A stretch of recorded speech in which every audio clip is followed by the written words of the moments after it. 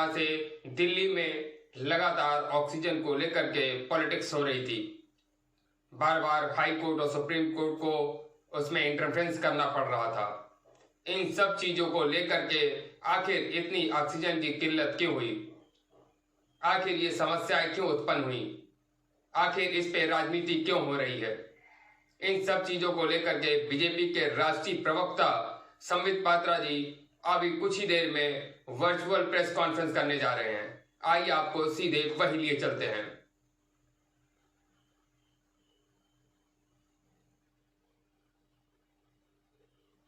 आज एक महत्वपूर्ण प्रेस वार्ता के साथ हम आपके बीच में आए हैं। जो लोग वर्चुअली इस प्रेस कॉन्फ्रेंस में जुड़े हुए हैं उन सबका स्वागत है और बहुत बहुत धन्यवाद। ये महत्वपूर्ण प्रेस कॉन्फ्रेंस इसलिए है क्योंकि जिस प्रकार से दिल्ली में अरविंद केजरीवाल जी की सरकार ने बार बार भ्रम की स्थिति को फैलाया, आज तक तो हम इन विषयों पे कई सारे खुलासे कर चुके हैं, मगर आज अखबार में जिस प्रकार का एक महत्वपूर्ण रिपोर्ट आया है, पेसो रिपोर्ट के नाम से, उस रिपोर्ट के बारे में मैं डिटेल में जाऊंगा। मगर आज एक महत्वपूर्ण दैनिक में, one of the important English newspapers carries the important report on the oxygen supply of Delhi. मैं उसमें से कुछ महत्वपूर्ण लाइन पढ़ना चाहूंगा। आप देख सकते हैं ये रिपोर्ट यहां छपा हुआ है अखबार में, और मैं अखबार से वो कुछ चंद पंक्तियां पढ़ना चाहूंगा। Report: Delhi seeking to store excess oxygen stock in other states. After a high-pitched battle for liquid oxygen last week, Delhi has been seeking to store excess stocks in other states with suppliers told to go slow. Suppliers को बोला गया है जो oxygen supply करते हैं दिल्ली को कि आप धीरे धीरे दीजिए, बहुत तेजी से ऑक्सीजन दिल्ली को सप्लाई मत करिए, क्योंकि हमारे पास स्टोरेज कैपेसिटी नहीं है। और जो बाकी राज्य है, आसपास के राज्य हैं, उनसे ये गुहार लगाई गई है दिल्ली सरकार द्वारा कि आप हमारे ऑक्सीजन को स्टोर करिए। In a report, the petroleum and explosive safety organisation PESO has said that the excess liquid medical oxygen LMO available with Delhi is hampering the smooth supply from manufacturers, resulting in higher turnaround time due to deployment of tankers. और इसी प्रकार से अखबार में पूरा report छपा है, जिसका एक समरी मैं आपके सामने रखूंगा और अरविंद केजरीवाल जी की सरकार की अकर्मण्यता को आपके सामने उजागर करूंगा। ये पेसो क्या है जिसकी रिपोर्ट आज आई है? ये petroleum and explosive safety organisation है, जिसने लगभग 5-7 दिन का एक स्टडी किया है, और ये रिपोर्ट आप देख सकते हैं, मेरे हाथ में रिपोर्ट मौजूद है। ये रिपोर्ट उन्होंने सबमिट किया था भारत सरकार को कि इस प्रकार से स्टोरेज की कमी दिल्ली सरकार के पास रही थी ऑक्सीजन को लेकर। क्या मुख्य बिंदु हैं जो पेसो ने अपने इस रिपोर्ट में रखा है? पहला, उन्होंने कहा है कि excess LMO available in Delhi is hampering the smooth supply from manufacturers.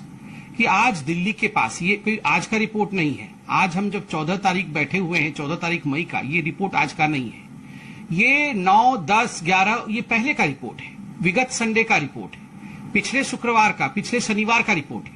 उस समय की जो परिस्थिति दिल्ली में थी, आज से एक हफ्ते की पहले जो परिस्थिति दिल्ली में थी, उसको रिपोर्ट में कैद किया है।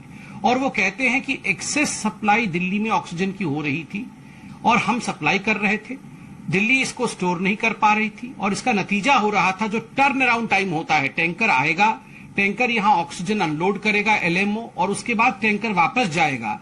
क्योंकि स्टोरेज फैसिलिटी नहीं थी तो टैंकर का टर्न अराउंड टाइम बढ़ गया था, और इसका खामियाजा जो आसपास के राज्य हैं जहां ऑक्सीजन और भी सप्लाई करना है, उन राज्यों को भुगतना पड़ रहा था। यह रिपोर्ट में बताया गया है।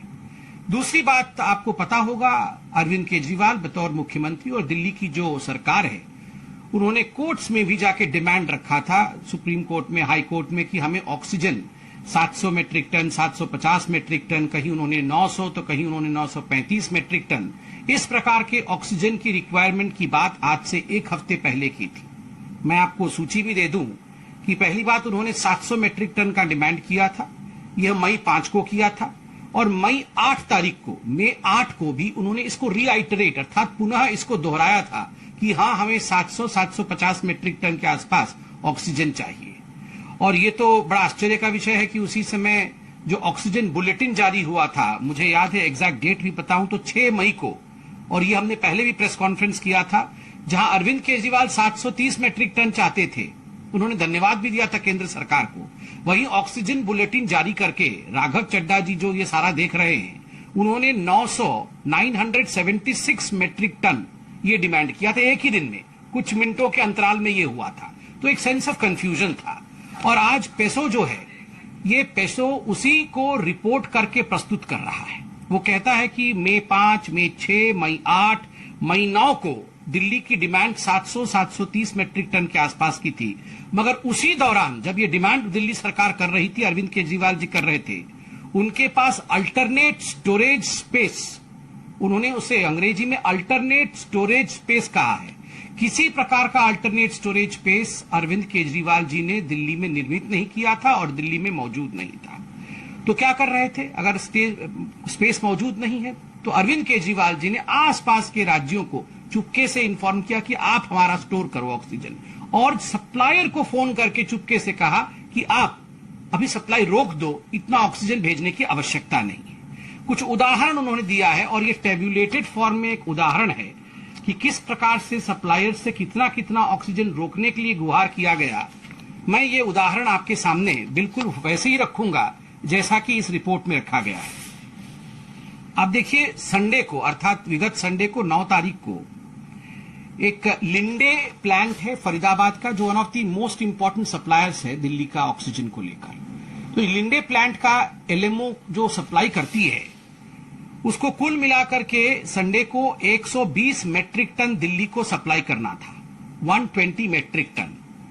मगर दिल्ली ने 120 मेट्रिक टन लिया और 74 मेट्रिक टन वापस कर दिया। आप यहां देख सकते हैं 74 मेट्रिक टन किस प्रकार दिल्ली ने वापस किया लिंडे को। 120 लिया और उसमें से 74 वापस किया। मैं पढ़ देता हूं रिमार्क।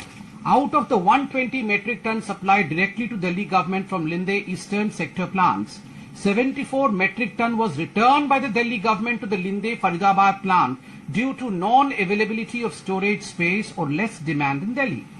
तो स्टोरेज स्पेस नहीं होने के कारण कहीं भी दिल्ली की सरकार इसे स्टोर नहीं कर सकती थी। तो आप सोचिए 120 मेट्रिक टन दिया गया, और ये 2-3 दिन की बात नहीं कर रहा। कल मनीष सिसोदिया जी ने इस पे प्रेस कॉन्फ्रेंस किया। मैं कल की बात नहीं कर रहा हूं, मैं विगत संडे की बात कर रहा हूं, 9 तारीख की बात कर रहा हूं, 9/5/2021 की बात कर रहा हूं। उस समय 74 मेट्रिक टन वापस कर दिया गया। मुझे आश्चर्य होता है, किसी ने बताया भी नहीं। दिल्ली सरकार ने प्रेस कॉन्फ्रेंस करके ये बताया नहीं कि हमने 74 मेट्रिक टन वापस किया है। 10 तारीख की, ये तो 9 तारीख का था, 10 तारीख का आप सुनिए। एयर लिक्विड पानीपत, ये प्लांट का नाम है जो मैन्युफैक्चर करती है, और इसको कितना वापस किया गया है? 38 मेट्रिक टन वापस किया गया है। रिमार्क पढ़िए। Messrs. Air Liquid was requested by Delhi government to store their 62 metric ton LMO every day at their plants at Roorkee and Panipat. ये रूरकी और पानीपत में आप 62 मेट्रिक टन को वहीं रखिए स्टोर करके, और दिल्ली अभी मत भेजिए क्योंकि हमारे पास स्टोरेज कैपेसिटी नहीं है। ठीक उसी प्रकार 10/5/2021 को आइनॉक्स सूरजपुर 37 मेट्रिक टन को स्टोर करने के लिए बोला गया। MS Inox was requested by the Delhi government to store 37 metric ton LMO at their Surajpur plant. Similarly, 10/5 को ही various refillers of Delhi, जो refillers है दिल्ली के बाकी जो प्लांट है, उनको 37.5 metric tonne directed by the Delhi government to store at their refilling plants. आप refilling plant में ही 37.5 मेट्रिक टन रखिए। और आप देखिए विगत मंडे को, सोमवार को, मेसर्स एयर लिक्विड के बारे में मैंने बात किया। इनकी पानीपत और रुड़की में प्लांट है। जो करार हुआ है उसके मुताबिक भारत सरकार ने इनको 190 मेट्रिक टन ऑक्सीजन देने की बात कही थी दिल्ली को, रिक्वायरमेंट के हिसाब से। 150 मेट्रिक टन ही दिल्ली की सरकार ने लिया और बाकी 40 मेट्रिक टन उन्होंने कहा कि हम ले नहीं सकते हैं, हमारे पास स्टोरेज कैपेसिटी नहीं है। बंधुगण, मैं आज अरविंद केजरीवाल जी से ये पूछना चाहता हूं। अरविंद केजरीवाल जी, आपका काम करने का तरीका बड़ा अनूठा है। अब ये हिंदुस्तान जान चुका है। The way you work is something which has been exposed today. पहले हाहाकार मचाओ, बिल्कुल परिस्थिति खराब थी दिल्ली में, मगर आपने कोई व्यवस्था नहीं की, केवल हाहाकार मचाया कि देखो मुझे मोदी जी कुछ नहीं दे रहे हैं, देखो हमें हरियाणा वाले बदमाशी कर रहे हैं, देखो हमारे साथ बाकी जो राज्य हैं यूपी वाले हमारे साथ बदमाशी कर रहे हैं, हमारे को ऑक्सीजन कोई नहीं दे रहा है। ऑक्सीजन दिया गया तो आपने कहा हैंड्स अप, हमारे पास तो स्टोरेज स्पेस नहीं है, हम तो हाथ खड़े कर देंगे, अब हम कुछ नहीं कर सकते जी, आप अपना ऑक्सीजन अपने पास रखो। हरियाणा जी आप प्लीज अब हमारे लिए थोड़ा ऑक्सीजन स्टोरेज करो। यूपी के सरकार जी प्लीज हमारे लिए थोड़ा ऑक्सीजन आप स्टोरेज करो। आप गाली दे रहे थे 2 दिन पहले, इसी हरियाणा को, इसी उत्तर प्रदेश को गाली दे रहे थे आप। मोदी जी को, बीजेपी की सरकार को, कोर्ट को, न जाने किसी को भी आप छोड़ दे रहे थे। दिल्ली की जनता को भ्रम में डाला हुआ था। और उसके बाद जब ऑक्सीजन आने लगा आपको, तो आपने हाथ खड़े कर दिए कि मेरे पास स्टोरेज कैपेसिटी नहीं है। अरविंद जी, ये स्टोरेज कैपेसिटी बनाने का काम किसका है? कौन बनाएगा स्टोरेज कैपेसिटी? रेमडेसिविर तो मोदी जी दे ही रहे हैं, टोसिलिजुमैब तो मोदी जी दे ही रहे हैं, प्रेडनिसोलोन और बाकी जो आपके स्टीरॉइड्स है वो मोदी जी दे रहे हैं, वैक्सीन भी मोदी जी दे रहे हैं, ऑक्सीजन भी मोदी जी दे रहे हैं, डीआरडीओ बेड्स बना रही है। कल परसों में हाईकोर्ट ने फटकार भी लगाया कि आप बेड क्यों नहीं बना रहे हैं यहां पर। सब कुछ तो केंद्र सरकार कर रही है, ऑक्सीजन भी दे रही थी। स्टोरेज कैपेसिटी बनाना किसका काम है? राज्य में स्टोरेज कैपेसिटी बढ़ाना ऑक्सीजन को लेकर, यह आपका काम है। 2 काम मुख्यतः आपका था। ये राज्य के अंदर ऑक्सीजन कैसे वितरित होगा, जब डोर स्टेप डिलीवरी आपको केंद्र सरकार ऑक्सीजन का कर देगी तो किस प्रकार राज्य में आवंटित होगा और कहां स्टोरेज होगा, ये 2 काम आपके थे। दोनों काम में आप फेल हो गए। ना एक क्रायोजेनिक टैंक आपने खरीदा, ना पहले से एंटिसिपेट किया कि सेकेंड वेव आने वाला है, जबकि राज्यों को बल्कि मैं कहूंगा केंद्र सरकार चिट्ठी पे चिट्ठी लिख रही थी। आप एडवर्टाइजमेंट करते रहे, आप राजनीति करते रहे, किंतु आपने एक भी अस्पताल में स्टोरेज कैपेसिटी बढ़ाने की और ऑक्सीजन को किस प्रकार स्टोर किया जाए उसका प्रावधान नहीं किया। एक क्रायोजेनिक टैंकर आपने प्रोक्योर नहीं किया ताकि राज्य के अंदर, दिल्ली के अंदर ऑक्सीजन का आवागमन हो सके। नतीजा क्या रहा? 2 अस्पतालों में, जयपुर गोल्डन हॉस्पिटल और बत्रा अस्पताल में, एक जगह 20 और दूसरी जगह लगभग 13 हमारे मरीज, हमारे प्रिय बंधु ऑक्सीजन के बगैर वो चले गए। और दोनों ही विषयों को लेकर उस समय काफी चर्चा हुई थी कोर्ट में। दोनों हॉस्पिटल के लॉयर्स और खास करके जयपुर गोल्डन हॉस्पिटल के जो वकील थे सचिन जी, उन्होंने स्पष्ट रूप से कहा हम तो दिल्ली के नोडल ऑफिसर को बार बार फोन करते रहे, दिल्ली के अफसरों को फोन करते रहे, किसी ने हमें सुना तक नहीं। And it is because of the failure of the supply chain by Delhi government that our hospital Jaipur golden has suffered. मैं बिल्कुल हूबहू वही कह रहा हूं जो उनके वकील ने, जयपुर गोल्डन के वकील ने हाईकोर्ट में कहा था। और ठीक उसी प्रकार बत्रा अस्पताल के जो चेयरमैन हैं, जो डायरेक्टर हैं, उन डॉक्टर साहब का हमने बयान टीवी में सुना था। उन्होंने कहा कि हम भी कॉल करते रहे दिल्ली सरकार को और दिल्ली सरकार ने हाथ खड़े कर दिए। ऑक्सीजन आ रहा था, आपके पास स्टोरेज कैपेसिटी नहीं है। जहां मृत्यु हुई है वहां के डायरेक्टर, वहां के चेयरमैन, वहां के अस्पताल के स्टाफ आपकी तरफ उंगली उठा रहे हैं। This is criminal liability mister Arvind Kejriwal. ये क्रिमिनल लायबिलिटी आपके ऊपर बनती है। इसलिए बनता है आपके ऊपर क्रिमिनल लायबिलिटी, इसलिए नहीं कि हम राजनीति कर रहे हैं, इसलिए बनता है क्योंकि आपने स्टोरेज कैपेसिटी बढ़ाया नहीं, हॉस्पिटल का बेड नहीं बढ़ाया, टेस्टिंग कैपेसिटी नहीं बढ़ाई। ये सब तो हमने पहले प्रेस कॉन्फ्रेंस करके कह दिया है, मगर आपने ऑक्सीजन स्टोरेज कैपेसिटी नहीं बढ़ाया, जिसके कारण मरीजों की जान गई। ऑक्सीजन ऑडिट को आप मना करते रहे। क्यों मना करते रहे? आज महसूस हो रहा है कि क्यों मना करते रहे, क्योंकि आपके पास स्टोरेज कैपेसिटी ही नहीं थी। बहुत दुख के साथ हमें कहना पड़ रहा है कि इतना बड़ा क्राइसिस हिंदुस्तान की राजनीति के ऊपर आया। The crisis could have been averted, the crisis could have been managed, but I am sorry to say mister Arvind Kejriwal, the crisis was grossly mismanaged by you. मुझे दुख है कहते हुए कि ये जो क्राइसिस था, जिसको आप मैनेज कर सकते थे, ऑक्सीजन का स्टोरेज कर करके, उसका रैशनलाइजेशन करके, उचित तरीके से उसको राशनिंग करके, उचित तरीके से उसको भेज करके, उसका समय रहते ऑडिट करके, ये सब आपने नहीं किया। और जिसका नतीजा हमने कई मरीजों को जयपुर गोल्डन में, बत्रा अस्पताल इत्यादि में हमने खोया है। अरविंद जी, आपको जवाब देना होगा और मैं आशा करता हूं आप और मनीष सिसोदिया जी प्रेस कॉन्फ्रेंस करके इस विषय में न केवल जवाब देंगे अपितु क्षमा याचना भी करेंगे, क्योंकि आपका काम केवल और केवल कंफ्यूजन फैलाना है। कंफ्यूजन और पैनिक मत फैलाइए, जमीन पर उतरिए, काम करिए और काम करके लोगों के प्रति जो आपका कर्तव्य है उसका निर्वहन।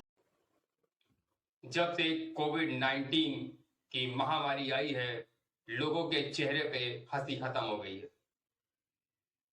हर कोई कोविड-19 से परेशान है।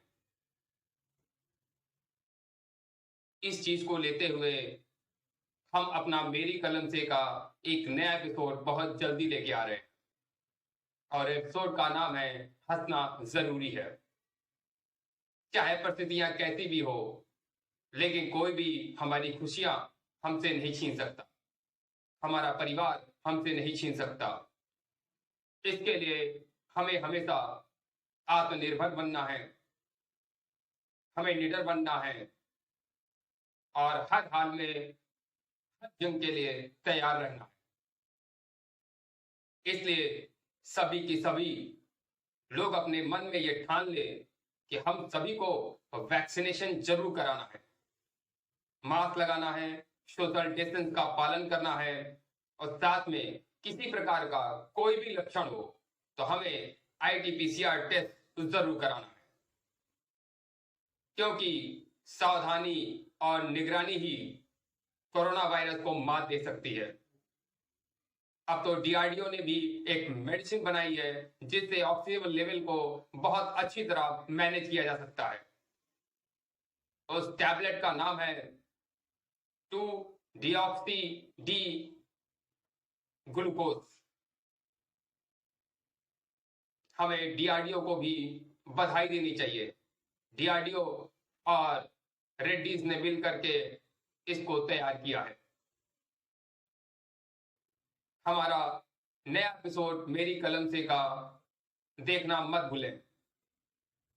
हंसना जरूरी है, उसका हम आपको एक ट्रेलर लेके आए हैं, जरूर देखें और बेसब्री से इंतजार करें हमारे इस एपिसोड का। एक बार में ये जिंदगी में कभी चालू ना होगा। I love you, Papa. I have the best Papa in the world. Hey, I have the best Papa in the world. मेरे पिताजी अक्सर कहते थे, जिस घर में अनुशासन नहीं, वो घर कोई घर है। जो लोग परफेक्शन से काम नहीं कर सकते, उन्हें जीने का कोई हक नहीं है, उन्हें मर जाना चाहिए। हम लोगों को ना एक आइडियल फैमिली के लिए काम करना शुरू करना चाहिए, लेकिन वो कल से। आज मैं थोड़ी देर टीवी देख लूं Anand, please. Thank you Anand, you so cute, my husband are so cute. आप एक टीवी एडिक्टेड वाइफ जो 24 घंटे टीवी देखती रहती है। सुबह 10 बजे बाई काम करके चली जाती है, उसके पीछे पीछे तुम चले जाते हो। What? I think you have a perfect family, a cute, beautiful, sexy wife, cute daughter and passionate, creative son.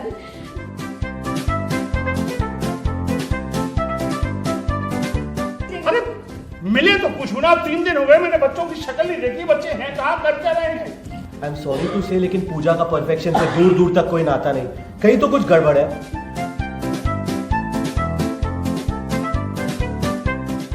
Get lost. No no, I promise तुम्हारे अलावा कभी किसी लड़की को नहीं देखूंगा। फिर ठीक है। I love you, Aman. I also love you, love you.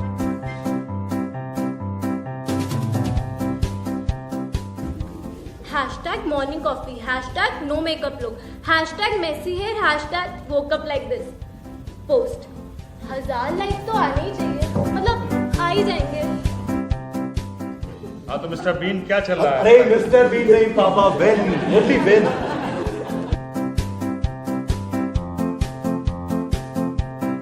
लेकिन तो एक नंबर का उल्लू का पट्टा है। बात बात पे बहुत से बहस करने लगता है। तुम दोनों की यही फालतू बहस सुनकर मुझसे रहा नहीं गया, मुझे आना ही पड़ा।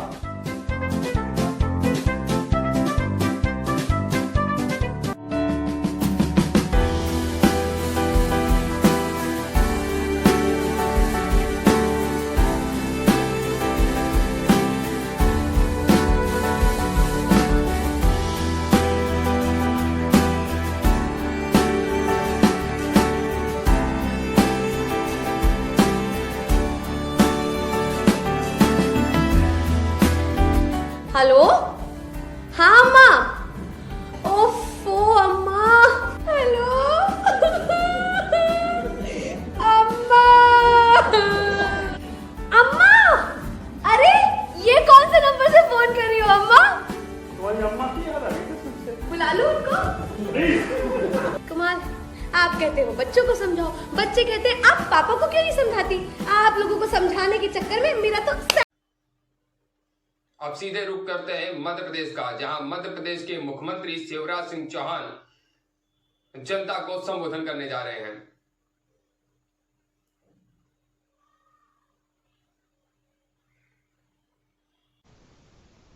ब्लॉक क्राइसिस मैनेजमेंट ग्रुप के साथी, गांव के और बाढ़ के क्राइसिस मैनेजमेंट ग्रुप के सभी भाई बहन, सभी अधिकारी कर्मचारीगण, मेडिकल पैरामेडिकल स्टाफ, हर एक स्तर पर काम करने वाले मेरे भाई बहन और प्रदेश के मेरे प्रिय बहनों भाइयों, मेरे भांजे भांजियों, आज का दिन बहुत महत्वपूर्ण दिन है।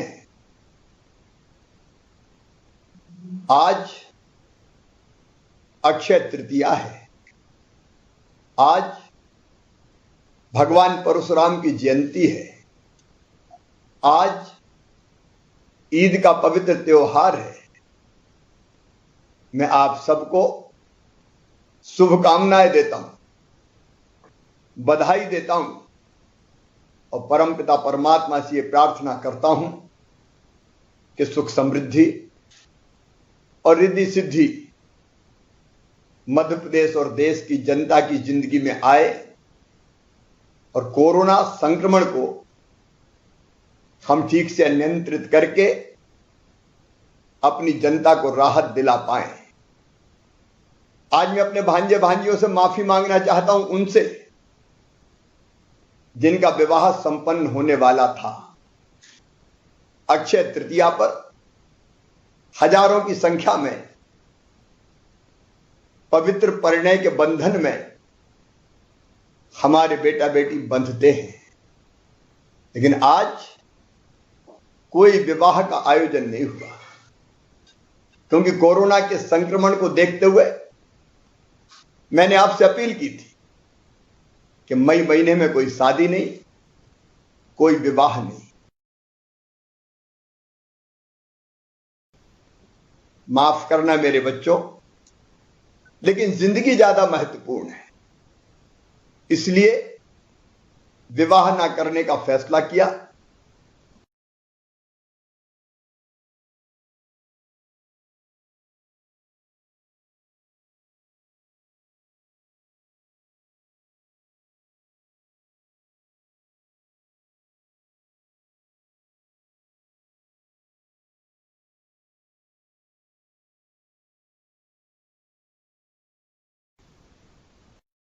उनको भी याद करना चाहता हूं, उनके चरणों में श्रद्धा के सुमन अर्पित करना चाहता हूं, जो कोरोना संक्रमण के कारण हमसे बिछुड़ गए, हमें छोड़ के चले गए।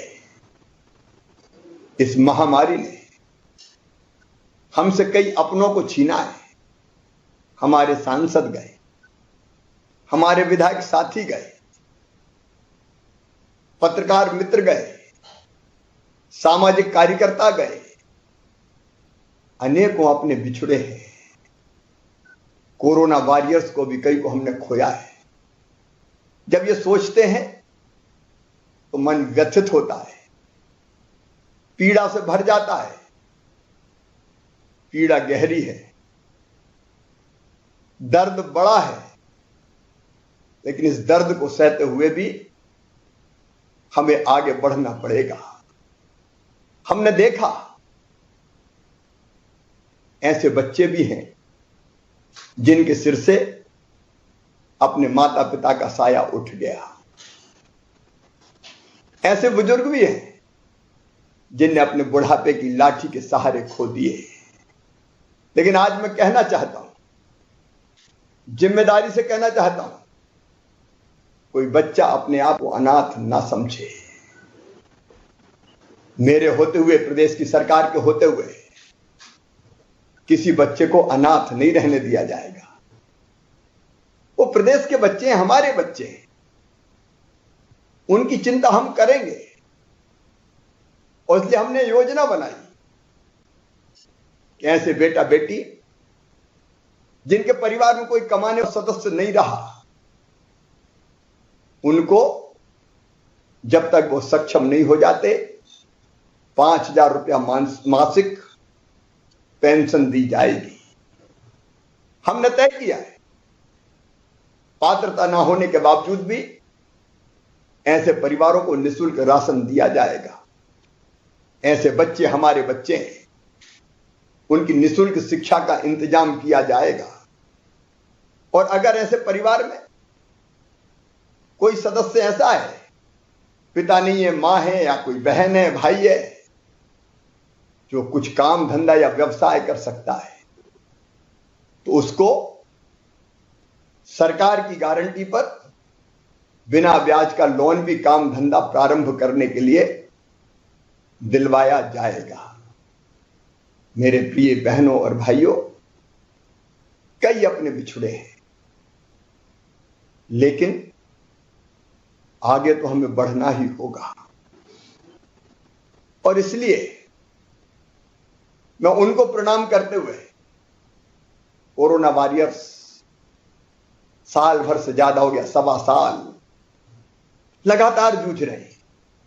हमारे डॉक्टर, हमारा पैरामेडिकल स्टाफ, हमारी सिस्टर्स, चिकित्सा के काम में लगे हुए बाकी मित्र, हमारे पुलिस के साथी, हमारे अधिकारी, हमारे हर विभाग के कर्मचारी, मेरे जनप्रतिनिधि साथीगण, कई पे गर्व होता है। इस समय सेवा के उत्तम उदाहरण उन्होंने प्रस्तुत किया है। राष्ट्रीय स्वयंसेवक संघ के स्वयंसेवक, सेवा भारती के कार्यकर्ता, भारतीय जनता पार्टी के कार्यकर्ता, अन्य दलों के कार्यकर्ता जिस काम में लगे हैं, मैं उन सबको हृदय से धन्यवाद देता हूं। आप सबके प्रयत्नों से आज मैं ये कह सकता हूं कि मध्य प्रदेश में संक्रमण की दर को घटाने में हम सफल हुए हैं, कामयाब हुए हैं। कभी 24% तक ये संक्रमण की दर पहुंच गई थी, अब 24% से घटते घटते अगर कल की हम संक्रमण की दर देखें तो ये 11.8% हो गई है। अगर साप्ताहिक पॉजिटिविटी संक्रमण की दर देखी जाए तो ये भी 14.8% है। कल जो पॉजिटिव केस आए उनकी संख्या 8,087 है।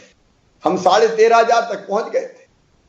रोज लगातार धीरे धीरे, तेजी से नहीं घट रहे, लेकिन धीरे धीरे पॉजिटिव केस की संख्या लगातार कम होती जा रही है। कोरोना कर्फ्यू का पालन कराना है। गांव की और बाढ़ की जो हमारी टीम है, उससे मैं कहना चाहता हूं, दूसरा काम आपको करना है। घर घर सर्वे हो रहा है, किल कोरोना अभियान हमने चलाया हुआ है। घर घर सर्वे करने हमारे नीचे गांव में हमारे स्वास्थ्य कार्यकर्ता, आंगनबाड़ी कार्यकर्ता, आशा कार्यकर्ता, रोजगार सहायक, उनकी कई टीमें बनी हैं, आप जानते हैं, मेरे विधायक साथी जानते हैं, मेरे सांसद मित्र जानते हैं। वो टीम घर घर जा रही है, लेकिन वो टीम क्या अकेली सफल हो पाएगी? कई बार ऐसे प्रसंग भी आए हैं कि टीम जाके द्वार खटखटाती है तो लोग घर के बताते नहीं, छुपाते हैं, दरवाजा नहीं खोलते, कुछ जगह इनकार कर देते हैं। मैं कहना चाहता हूं गांव के क्राइसिस मैनेजमेंट की टीम से, मेरे मित्रों, मेरे प्रिय बहनों और भाइयों, आप में से कुछ लोग उस टीम के साथ जाओ, आप भी कुंडी खटखटाओ और लोगों से अपील करो कि मत छुपाओ, बताओ सर्दी जुकाम बुखार खांसी है तो इलाज संभव है ना, हम इलाज करेंगे। मुझे कहते हुए दुख है, कई लोगों ने नहीं बताया। सर्दी जुकाम बुखार का कहीं झोला छाप डॉक्टरों से इलाज कराते हैं और झोला छाप डॉक्टरों ने कई जगह इलाज करके मनचाही दवाइयां दे दी और बाद में पता चला कि धीरे धीरे फेफड़े उनके संक्रमित होते रहे और ऐसी स्थिति आई कि ऑक्सीजन का सैचुरेशन कम हो गया और अंततः उनको अस्पताल में या तो ऑक्सीजन पे आना पड़ा या फिर वेंटिलेटर पे जाना पड़ा। मैं प्रार्थना करता हूं गांव के क्राइसिस मैनेजमेंट ग्रुप की टीम से, कोई गांव में नीम हकीम से इलाज न करवाए, ऐसे झोला छाप डॉक्टर से इलाज न करवाए। आप सर्वे करें, सर्वे में सर्दी जुकाम खांसी के पेशेंट मिलते हैं, उनको तत्काल निःशुल्क दवाई हम दे रहे हैं। कोरोना के तत्काल दवाई का किट देना है, वो दवाई खिलानी है और उनको घर में होम आइसोलेट करना है, उनका टेस्ट कराना है। मैं कलेक्टर्स को निर्देश दे रहा हूं, प्रभारी मंत्री देके टेस्ट में कोई कमी नहीं रहनी चाहिए। जितनी जरूरत है टेस्ट करो, चिंता की बात नहीं है।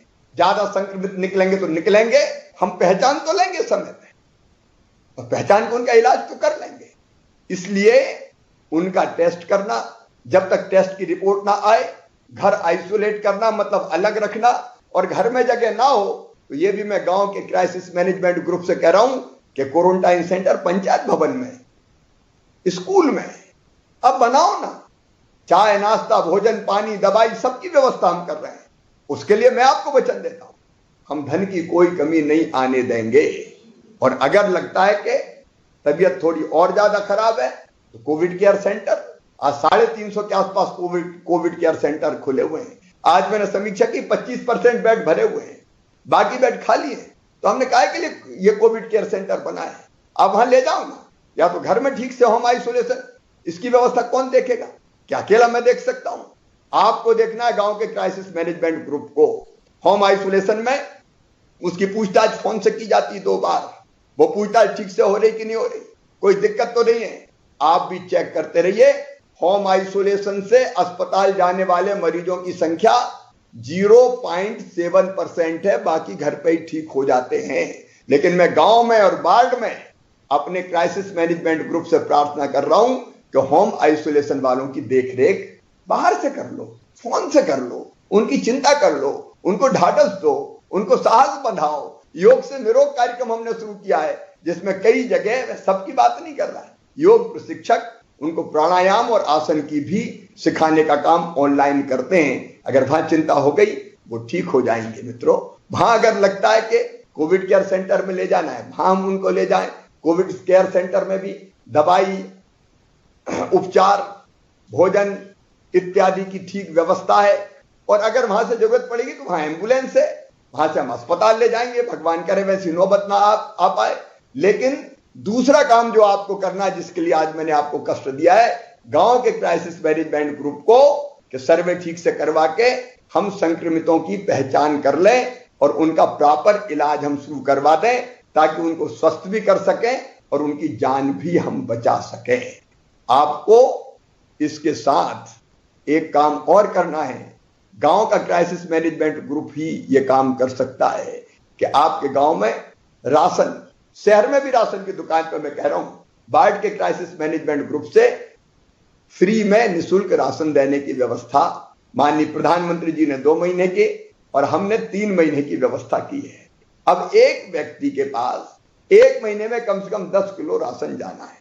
ये राशन ठीक से मिल जाए, इसकी मॉनिटरिंग भी वार्ड के क्राइसिस मैनेजमेंट ग्रुप को और गांव के क्राइसिस मैनेजमेंट ग्रुप को करना है। लेकिन मिले भी ऐसे कि भीड़ ना लगे, लाइन ना लगे, नहीं तो पता चला कि राशन के चक्कर में ही संक्रमित हो जाएं। और इसलिए आप राशन की दुकान पर व्यवस्था बनवाएं। सारे कलेक्टर सुन रहे हैं, प्रभारी मंत्री जी निर्देश देंगे। ये जैसा क्राइसिस मैनेजमेंट ग्रुप तय करे उसके हिसाब से राशन के वितरण की व्यवस्था होनी चाहिए, जिससे भीड़ भी ना लगे, संक्रमण भी ना फैले और पर्याप्त मात्रा में राशन की व्यवस्था हो जाए। ये काम भी अभी क्राइसिस मैनेजमेंट ग्रुप को ही देखना है। इनके अतिरिक्त अगर गांव में संक्रमण है तो उस घर को आपको अलग थलग करना है, ताकि उस घर के लोग घूम के बाकी गांव में ना फैलाएं। प्यार से समझा बुझा के, और वो भी मानेंगे और परिवार के अन्य सदस्य साथ ना रहे, हम 2-4-5 दिन में उस घर को कंटेन करके उसको भी संक्रमण से मुक्त कर लेंगे।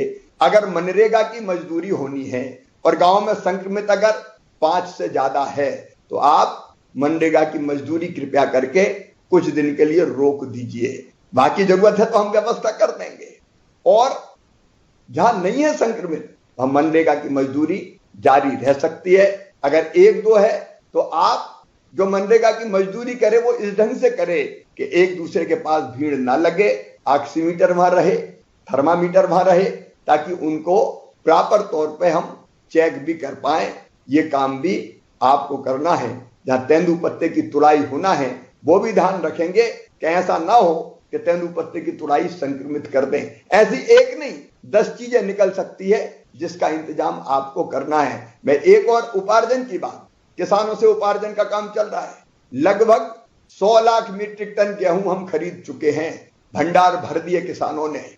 लेकिन उपार्जन से जो किसान बचे हुए हैं वो भी एक साथ ना जाएं, नंबर आने पे जाएं और इस ढंग से जाएं कि हम कम से संक्रमण को फैलने से रोक पाए। उसको भी कौन देखेगा? गांव के लोग तय करें ना कि आज इतने जाएंगे, आज ये जाएंगे, इनका नंबर ये जाएंगे, इकट्ठे ज्यादा ना जाएं।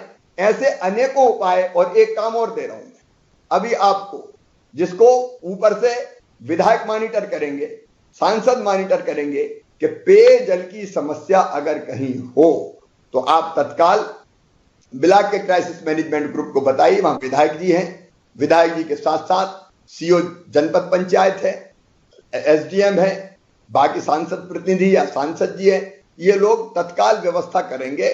मैं यहां से कलेक्टर्स इत्यादि को सारे निर्देश दे रहा हूं ताकि पीने के पानी का इंतजाम ठीक से हो जाए और इन परिस्थितियों में जनता को कोई दिक्कत और परेशानी ना हो। ये छोटे काम लेकिन बहुत महत्वपूर्ण है। ये क्राइसिस मैनेजमेंट ग्रुप को करना है।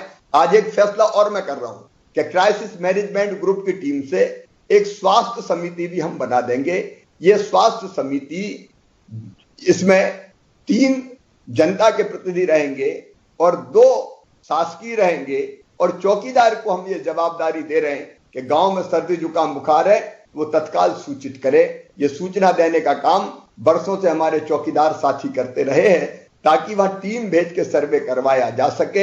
ये स्वास्थ्य समिति स्वास्थ्य की चिंता करे, चौकीदार सूचना देने का काम करे। और इस समिति में क्राइसिस मैनेजमेंट की आज मैं गांव के पटेल को, मुकद्दम को, तड़वी को, जो बहुत महत्वपूर्ण भूमिका का निर्वाह गांव में करते हैं, उनको भी जोड़ने का निर्देश दे रहा हूं।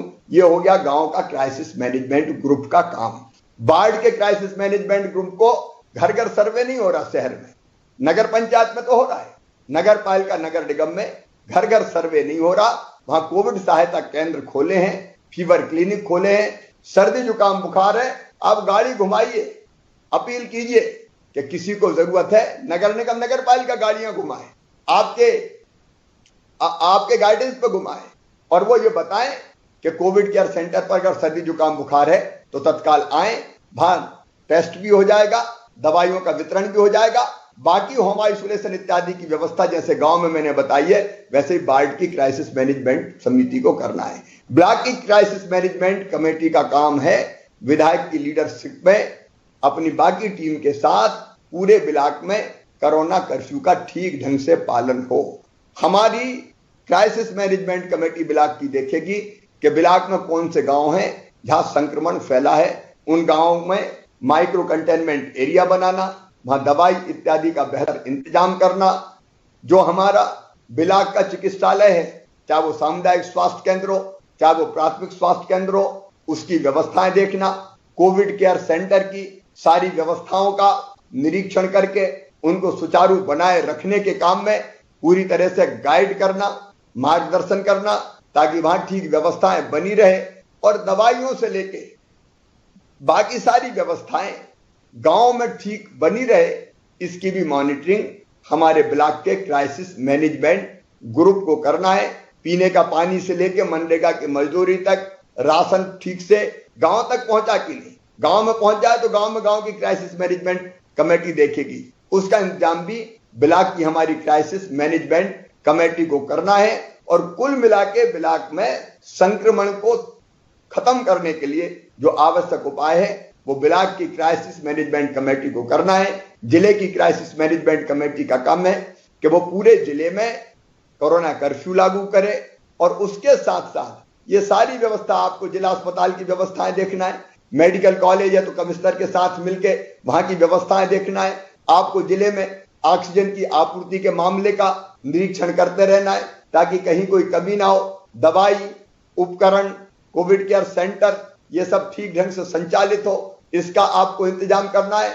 और कहीं से भी कोई प्रशासनिक दिक्कत जनता को ना हो, इसका इंतजाम भी हमारे जिले के क्राइसिस मैनेजमेंट कमेटी को, जिसमें प्रभारी मंत्री, सांसद, विधायक, कलेक्टर, एसपी, सामाजिक राजनीतिक कार्यकर्ता और अन्य प्रमुख स्वयंसेवी संस्थाओं के लोग सम्मिलित है, वो करें। मैं बार बार इस ड्यूटी को कलेक्टर्स को भी बता चुका हूं। कलेक्टर्स को मैं साफ कह रहा हूं कि भाई देखो, किसी भी कीमत पर जनप्रतिनिधियों के साथ मिलके इस संक्रमण की चैन को तोड़ के अपने जिले में कोविड को नियंत्रित करके दिखाना है। मैं पहले भी कह चुका हूं कि जहां लापरवाही हुई वहां दिक्कत हुई, और जहां चुस्ती से काम हुआ वह संक्रमण की दर 5% के नीचे भी चली गई है। इसलिए जिले की टीम इस पर विशेष रूप से ध्यान देगी। एक काम और आप जिले में देखेंगे, मैंने दवाई की आपूर्ति की बात कही है, एक बात और कही है, कालाबाजारी किसी भी कीमत पर ना हो। कालाबाजारी के खिलाफ बिल्कुल सख्त रहना है। पुलिस के साथी सुन रहे हैं, अभी 80 से ज्यादा रासुका हम कर चुके हैं, कई लोगों को हम जेल भिजवा चुके हैं। ऐसे बेईमानों को, धन पशुओं को, नर पिशाचों को जो नकली रेमडेसिविर इंजेक्शन बेच दें, इनको किसी भी कीमत पर नहीं छोड़ना है। ये तो हत्या से भी भयानक अपराध है और इसलिए इस पर भी नजर रखना है। हमने ये भी तय किया है, ये आपका काम है जिले की क्राइसिस मैनेजमेंट कमेटी का, कि जो तय दरें हैं उससे ज्यादा कोई अस्पताल जनता से पैसा वसूल ना करे। हमने यहाँ कमेटी बनाई है और जनता को भी कहा कि आप शिकायत कीजिए। शिकायत के बाद कार्रवाइयां होती है और आपने देखा कि लाखों रुपया अलग अलग शहरों में उन अस्पतालों से हमने वापस करवाया है। एक तरफ प्राइवेट ऐसे अस्पताल है जो बहुत सेवा के भाव से काम कर रहे हैं, दूसरी तरफ ऐसे भी लोग हैं जिनने दिक्कत देने की कोशिश की है। जो सेवा के भाव से काम कर रहे हैं उनको हम प्रणाम करते हैं, लेकिन जिन्होंने गड़बड़ की है उनको हम छोड़ेंगे नहीं, वो ये समझ ले। अब जिले के क्राइसिस मैनेजमेंट ग्रुप को एक काम और करना है, जिले में अगर कोई बच्चा या बच्चे अनाथ हो गए हों तो उनकी सूची तैयार करना है, ताकि इस योजना जो हमने बनाई है उसका लाभ मैं तत्काल लेना चाहता हूं, देर नहीं करना चाहता, तो इसको भी आप चिन्हित कर लें। और दूसरा जो महत्वपूर्ण काम आपको करना है वो काम है निशुल्क इलाज की व्यवस्था। मैं एक बार निवेदन करना चाहता हूं, निशुल्क इलाज की हमारी 3 तरह की व्यवस्थाएं हैं। नंबर 1, सरकारी अस्पतालों में बिल्कुल निशुल्क इलाज किया जाता है। नंबर 2, कोविड के लिए जो अनुबंधित अस्पताल है, मतलब प्राइवेट अस्पताल को पैसा हम देते हैं और हम कहते हैं मरीजों का इलाज आप करो, ऐसे अस्पताल बड़े शहरों में हमने चिन्हित कर रखे हैं, उन अस्पतालों की आपको जानकारी है। और नंबर 3 जो योजना हमने बनाई, इन तीनों को मिला के मुख्यमंत्री कोविड उपचार योजना है। वो योजना है कि जितने भी हमारे आयुष्मान कार्डधारी है, आयुष्मान कार्डधारी, और उसमें हमने लिबरल किया है। मैं एक बार अपने विधायक मित्रों को भी बताना चाहता हूं कि अगर किसी परिवार में एक आयुष्मान कार्ड है तो बाकी सभी सदस्यों के तत्काल आयुष्मान कार्ड बना दिए जाएंगे और उनका इलाज निशुल्क किया जाएगा। पात्रता किसी को आती है, छूट गया है तो उसके भी बना दिए जाएंगे। अपनी कोशिश ये है मित्रों कि संकट के समय गरीबों का, मध्यम वर्गीय, निम्न मध्यम वर्गीय बहनों और भाइयों का इलाज हम निशुल्क करवा पाए। और मुझे खुशी है कि केवल, मुझे संख्या भी एकदम ध्यान नहीं आ रही, कोई 80-83 अस्पताल प्राइवेट ऐसे बचे हैं जो अभी इस योजना में सम्मिलित नहीं हुए। बाकी सारे अस्पतालों ने, क्योंकि हमने अच्छा पैकेज दिया है, 5,000 रुपया पर डे, 7,000 रुपया पर डे, अलग अलग तरह के जो पलंग है उनके लिए, और एकदम जो आइसोलेशन बेड है उनके लिए अलग है। वो रेट मैं नहीं बता रहा, वो लिखा हुआ आपको मिल जाएगा, लेकिन ये पैकेज अस्पतालों को दे रहा है। और इसलिए इस पैकेज के अंतर्गत बाकी का इलाज भी आपको निशुल्क करवाना है। उसकी देखरेख भी जिले के क्राइसिस मैनेजमेंट कमेटी को करना है, ताकि बिना बाधा के उनका इलाज निशुल्क और ठीक ढंग से हो सके। इसकी चिंता भी आप निश्चित तौर पर कीजिए। हमने यह भी तय किया है कि ब्लैक फंगस, ये अभी चारों तरफ आपने देखा होगा इसकी चर्चा हो रही है, और ऐसे पेशेंट जो कोविड से ठीक हो गए हैं उनको इस समस्या का सामना करना पड़ रहा है। मित्रों, एक बार ठीक होकर कोविड से चले गए तो बाद में पोस्ट कोविड जिस तरह के इफेक्ट हो रहे हैं वो भी परेशान करने वाले हैं। और इसलिए ऐसे भाई बहनों का इलाज भी हम निशुल्क करेंगे। इंजेक्शन जो दूसरा आता है एंटी फंगल इंजेक्शन, उसकी उपलब्धता में अभी दिक्कत आ रही है। कलेक्टर एसपी इस पे भी ध्यान दे, इसकी कालाबाजारी ना हो। हम संपर्क कर रहे हैं कंपनियों से और कोशिश कर रहे हैं कि वो इंजेक्शन भी आ जाए, लेकिन इस बीमारी का इलाज भी हम निशुल्क करेंगे। एक चीज और आज हमने तय की है कि हमारे जो कोविड केयर सेंटर हैं इनको पोस्ट कोविड केयर सेंटर भी बना दिया जाएगा। अगर घर पे ठीक होने के बाद थोड़ी दिक्कत पेशेंट को हो रही है तो वो कोविड केयर सेंटर पे आ जाए, डॉक्टर उसकी देखरेख करेंगे और अगर जरूरत पड़ेगी तो उसको इलाज के लिए उचित अस्पताल में भेजने का इंतजाम करेंगे। इस पीड़ा से भी हमें अपने बहनों और भाइयों को बचाना है। नर्स जो अस्पताल है उनमें इलाज की पर्याप्त व्यवस्थाएं हो जाएं, इसलिए हमने तय किया है कि 1 महीने के अंदर 800 डॉक्टर, 800 नर्स और 800 टेक्नीशियंस की भर्ती हम युद्ध स्तर पर करेंगे ताकि स्टाफ की कोई दिक्कत ना आए। सारे अस्पतालों में इलाज की बेहतर व्यवस्था के लिए अभी हमने आकलन किया है, पूरे मध्य प्रदेश में 5000 ऑक्सीजन बिस्तर अभी बढ़ाए जा रहे हैं। ये नहीं है कि केस कम हो रहे हैं तो हम ऑक्सीजन बिस्तर कम कर दें, हम बढ़ाते रहेंगे ताकि भविष्य की किसी भी चुनौती का हम मुकाबला कर सकें। 5000 ऑक्सीजन बिस्तर के साथ साथ 1000 एचडीयू और आईसीयू बेड बढ़ाने का भी हमने फैसला किया है और बच्चों के लिए भी 500 बिस्तर हम आरक्षित करके रखेंगे। अलग अलग जगह जहां संभव है बच्चों का वार्ड बनाने के भी मैंने निर्देश दिए हैं ताकि कोई चुनौती अगर भविष्य में आए तो उसकी भी हम ठीक ढंग से व्यवस्था कर सकें। एक चीज और है जो हमको करना पड़ेगी मिलके, अस्पतालों में वार्ड का माहौल ठीक होना चाहिए क्योंकि चारों तरफ पेशेंट ही पेशेंट रहते हैं, एक का दर्द दूसरा देखता है तो कई बार मानसिक अवसाद में आ जाता है और वैसी स्थिति में उसको ठीक होने में और दिक्कत होती है। तो उस अस्पताल के वार्डों का भी हम ठीक प्रबंधन कर सकें, ये सुझाव मेरे पास कई जगह से आए हैं। इसलिए अतिरिक्त लोगों की भर्ती के साथ साथ मैं एक भावपूर्ण अपील करना चाहता हूं, वो मित्र जो कोविड से ठीक हो गए, जिनकी एंटीबॉडी बन गई है, क्या वो कोरोना वॉरियर्स बन सकते हैं? क्या अपनी सेवाएं कुछ निश्चित सीमा तक, कुछ निश्चित मर्यादाओं में वो कोविड के पेशेंट्स के लिए दे सकते हैं? अगर ऐसे कुछ साथी निकलते हैं तो मैं उन्हें आमंत्रित करता हूं कि वो अपने नाम भेजे, रजिस्ट्रेशन कोरोना वॉलंटियर्स के नाते करवाएं, हम उनकी ड्यूटी भी लगाने का प्रयास कर सकेंगे ताकि हमारे बाकी जो पेशेंट्स हैं उनका इलाज हम सुनिश्चित कर सकें। हमारे जो कोरोना वॉरियर्स काम कर रहे हैं, डॉक्टर्स, नर्स, पैरामेडिकल स्टाफ, उनको बाद में सम्मान करने का और एक मुश्त सम्मान निधि देने की भी एक योजना मैं बना रहा हूं। आज हमने तय किया कि हमारे पत्रकार मित्र जो फ्रंटलाइन वर्कर की तरह है, जो जनता तक जानकारियां पहुंचाने का काम करते हैं और उसमें केवल अधिमान्यता प्राप्त पत्रकार नहीं, उनके अलावा भी पत्रकार, ये वीडियोग्राफी करने वाले, ये फोटो खींचने वाले जो दिनों रात दौड़ते रहते हैं, चाहे वो प्रिंट मीडिया के, इलेक्ट्रॉनिक मीडिया के हों या डिजिटल मीडिया के हों, उनका इलाज भी निःशुल्क किया जाएगा। कर्मचारी बहनों और भाइयों, आपकी भी मैं चिंता कर रहा हूं क्योंकि फ्रंटलाइन वर्कर में हमारे कई कर्मचारी अलग अलग विभागों के काम कर रहे हैं। अलग अलग योजना बनाने के बजाय उनके लिए एक योजना बनाने का मैंने फैसला किया है, वो जल्दी हम सामने लेके आएंगे। और किसान भाइयों, अभी आपको जो ऋण चुकाना था 0% ब्याज पर, उस ऋण की अंतिम तिथि 31 मई हमने की थी। अब 30 जून तक भी वो 0% ब्याज पर अपने ऋण की अदायगी कर पाएंगे। ये फैसला भी हमने किसानों के हित में लिया है। उपार्जन जारी रहेगा, हम किसानों का पूरा उत्पाद खरीदेंगे। हमारे जो छोटे छोटे व्यवसायी भाई और बहन हैं, स्ट्रीट वेंडर जिनको हमने कहा है, उनके खाते में शहरी स्ट्रीट वेंडर के 1,000 रुपया भी हमने डाला है। ग्रामीण स्ट्रीट वेंडर के खाते में भी जल्दी 1,000 रुपया हम डालने वाले हैं और जरूरत अगर पड़ी तो स्ट्रीट वेंडर जो छोटे छोटे दुकानदार हैं उनके खाते में और राशि हम डालने का काम करेंगे।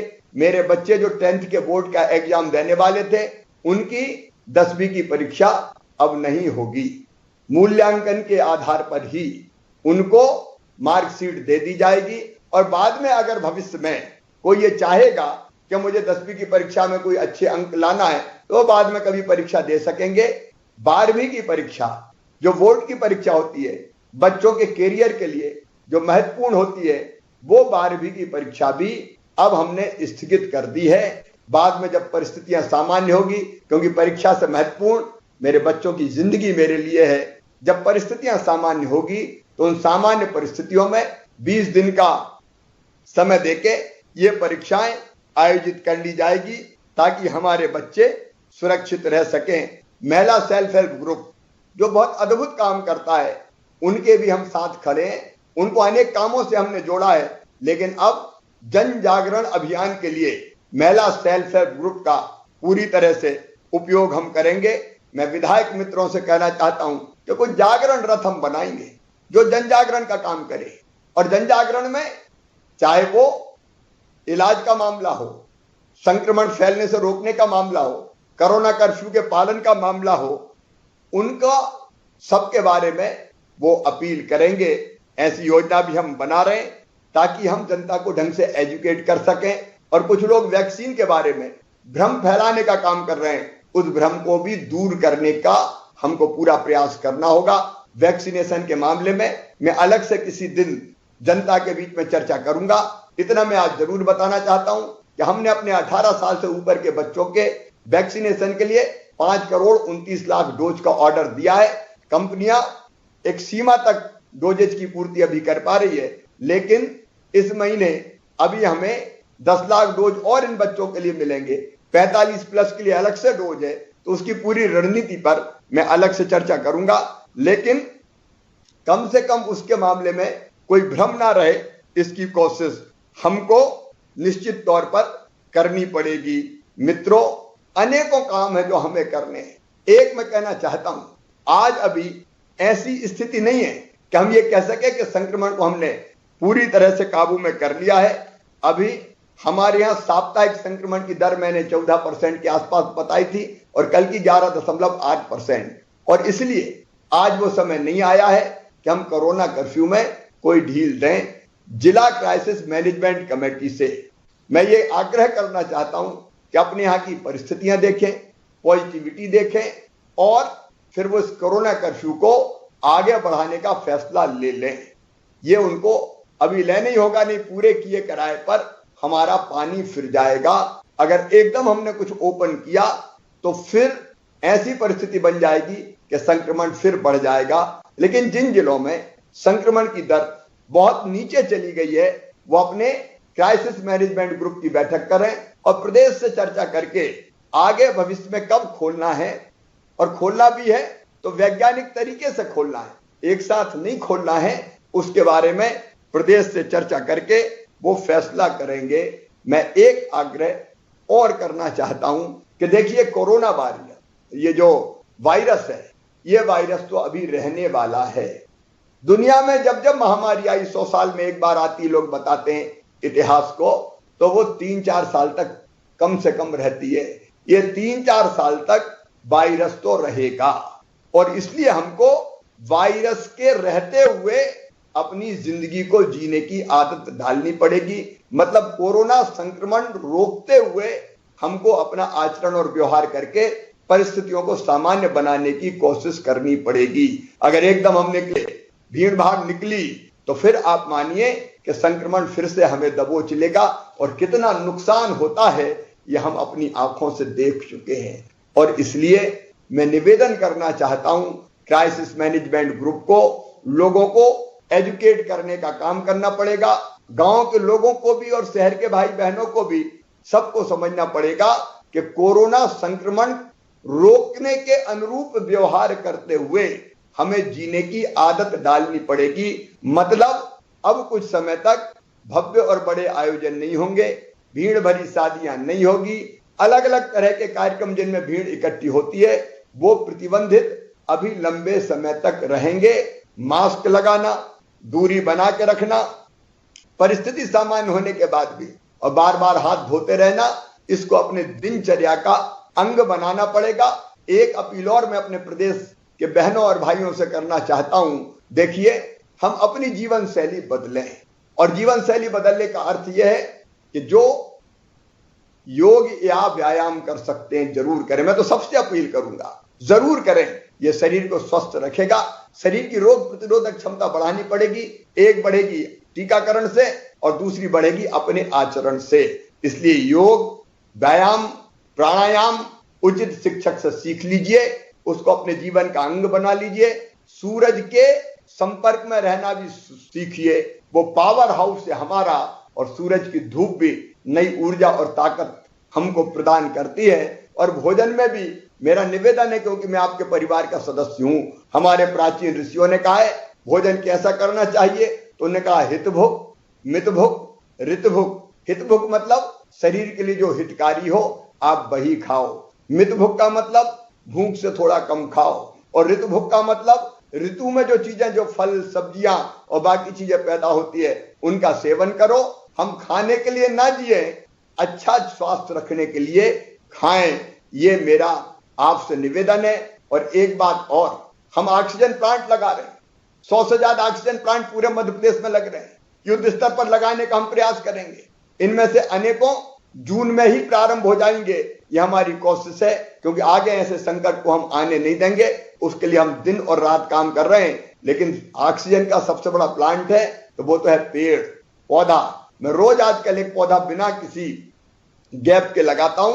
आप अपने जीवन में पेड़ लगाने को, मतलब ऑक्सीजन प्लांट लगाने को एक आवश्यक स्थान दीजिए। हर ऐसे प्रसंग पर जब आनंद और प्रसन्नता का वातावरण परिवार में हो, पेड़ जरूर लगाएं। और अंत में फिर मैं आप सबसे एक बार फिर अपील करना चाहता हूं, मेरे मित्रों, संक्रमण की दर अभी घटी है, लेकिन खतरा अभी टला नहीं है। इस खतरे को पूरी तरह से समाप्त करने के लिए अभी लड़ाई हमको सबको मिलकर लड़नी है। अकेला मुख्यमंत्री, मंत्री, सांसद, विधायक नहीं, पूरे प्रदेश की जनता सारे मतभेद भूल के एक हो जाएं, इकट्ठे हो जाएं, और गांव से लेके राजधानी तक, वार्ड से लेके कलेक्ट्रेट तक सारी जनता, नेता, प्रशासनिक अधिकारी, कर्मचारी एकजुट होकर इस लड़ाई को मिलके लड़ें।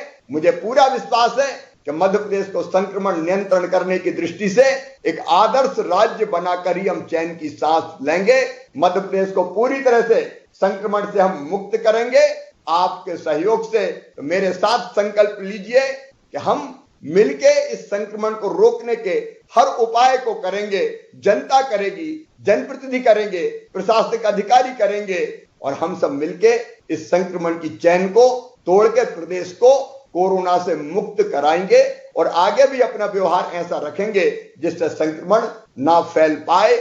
मैं आत्मविश्वास से भरा हूं, दुखी जरूर हूं इसलिए कि हमने कई अपनों को खोया है, लेकिन आगे ये नुकसान किसी भी कीमत पर नहीं होने देना है। और इसलिए समर्पित भाव से मिलके हमको इस संक्रमण के खिलाफ ये लड़ाई जारी रखना है। मुझे पूरा विश्वास है हम जीतेंगे, मानवता जीतेगी और कोरोना हारेगा। अंत में परमात्मा से, भगवान से यही प्रार्थना करते हुए कि हे भगवान, हमें असदोमा सद्गमय, असत से सत की ओर, तमसोमा ज्योतिर्गमय।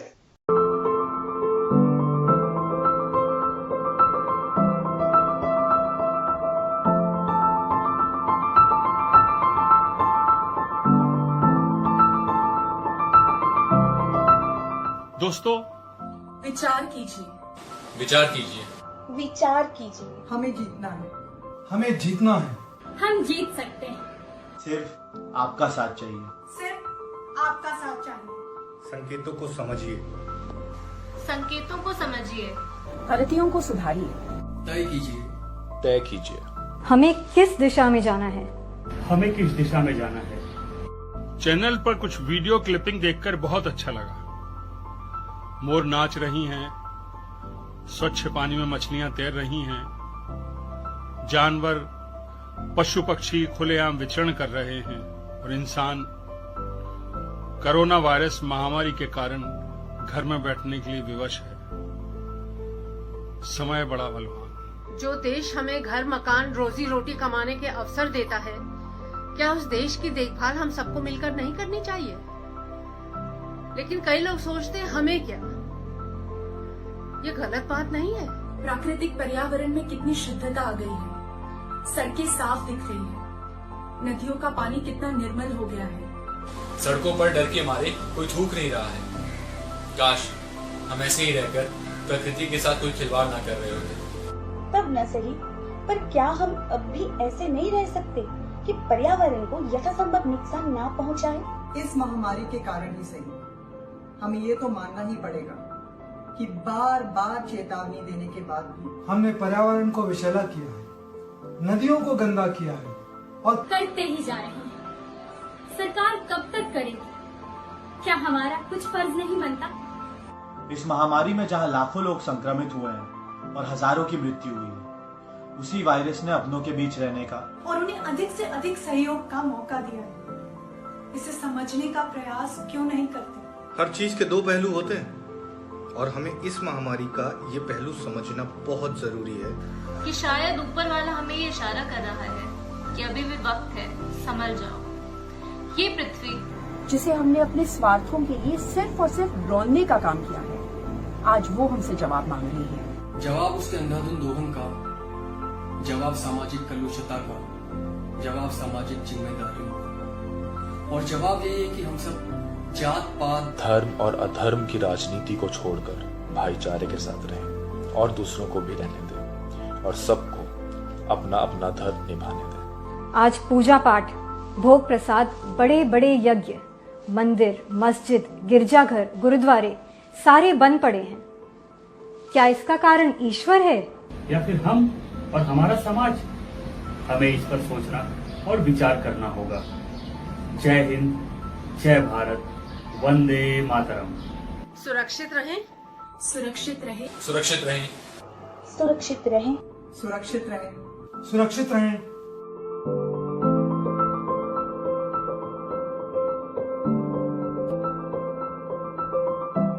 और अपना ध्यान रखें।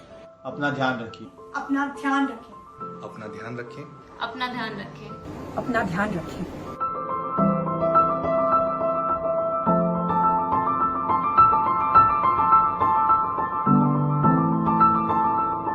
जय हिंद, जय हिंद, जय हिंद, जय हिंद।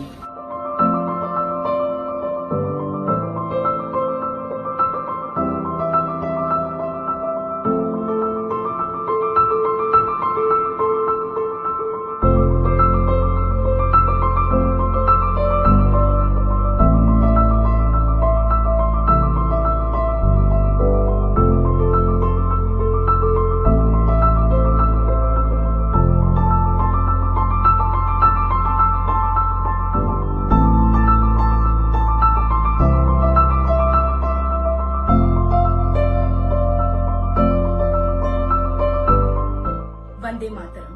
वंदे मातरम।